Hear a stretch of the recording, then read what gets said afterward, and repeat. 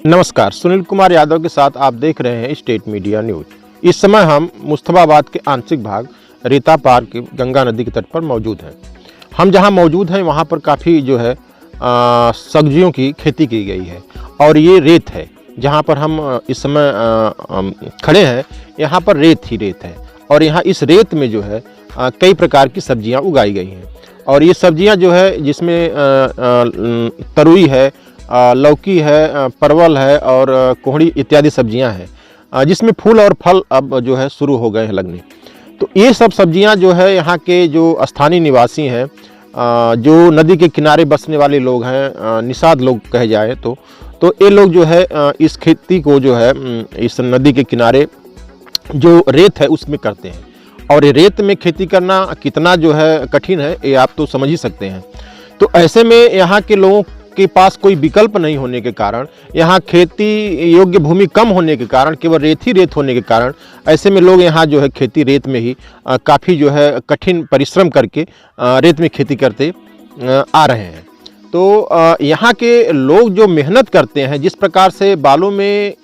आप समझ सकते हैं कि बालू में खेती करना कितना कठिन कार्य है। और बालू में जहाँ आप सोच सकते हैं कि दूब नहीं उगती तो वहाँ आप फसल कैसे उगा सकते हैं, लेकिन ये संभव यहाँ के किसान कड़ी मेहनत के चलते, यहाँ के जो किसान है वो कड़ी मेहनत करते हैं, इसलिए यहाँ खेती करके वो अपना जीवन यापन, परिवार का पालन पोषण करते आ रहे हैं। तो ऐसे में ज़रूरत है इन लोगों को, जब भी यहाँ प्रतिवर्ष लगभग बाढ़ आती है और इनकी जो बालू में खेती रहती है सब्जियों की, वो डूबकर नष्ट हो जाती है। तो ऐसे में ज़रूरत है कि इन लोगों को भी उन किसानों की तरह, जो किसान जिनके पास मालिकाना हक होता है, जिनके पास भूमि होती है, राजस्व अभिलेखों में उनका नाम होता है, तो ऐसे लोगों को जब बाढ़ आती है, उनकी फसल नुकसान होती है, तो उनका एक डाटा होता है जिसके हिसाब से राजस्व विभाग इन लोगों को मुआवजा देता है। लेकिन ये जो नदी के किनारे खेती करते हैं किसान, जो बालू में रेत में खेती करते हैं, इनका डाटा राजस्व विभाग के पास मौजूद नहीं होता है। ऐसे में इसलिए इन लोगों को सरकार की तरफ से मिलने वाली जो राशि है, बाढ़ राहत आपदा राशि है, वो नहीं मिल पाती। तो ऐसे में जिला प्रशासन और सरकार को चाहिए कि एक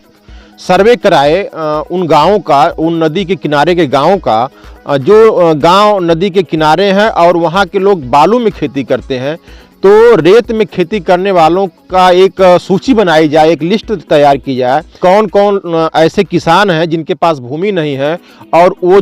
रेत में खेती करते हैं, उसी से अपना जीवन यापन करते हैं। तो सरकार को चाहिए कि ऐसे लोगों के जीवन को सुधारने के लिए, इनके जीवन में उजाला लाने के लिए उनकी एक सूची बनाई जाए, ताकि इनको भी बाढ़ के दौरान इनकी जो भी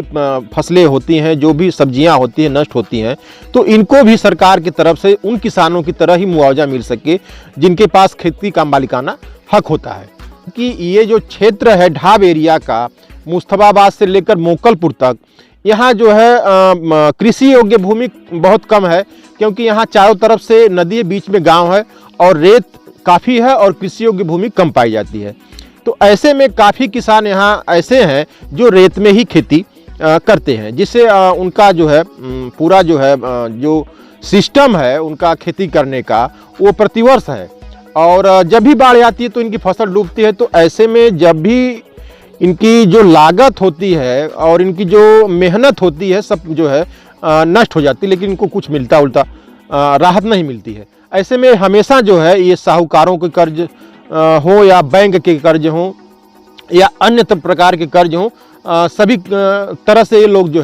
हमेशा दबे रहते हैं। तो ऐसे लोगों के जीवन को सुधारने के लिए, इनके जीवन में खुशहाली लाने के लिए सरकार को चाहिए कि ऐसे किसानों की लिस्ट बनाए जिनके नाम से भूमि नहीं है, जो खेती बालू में करते, उनकी एक सूची बनाई जाए, ताकि उनको भी कोई दैवी आपदा आती है तो ऐसे में सरकार की तरफ से उनको भी राहत पहुंचाई जा सके। Sunil Kumar Yadav, state media.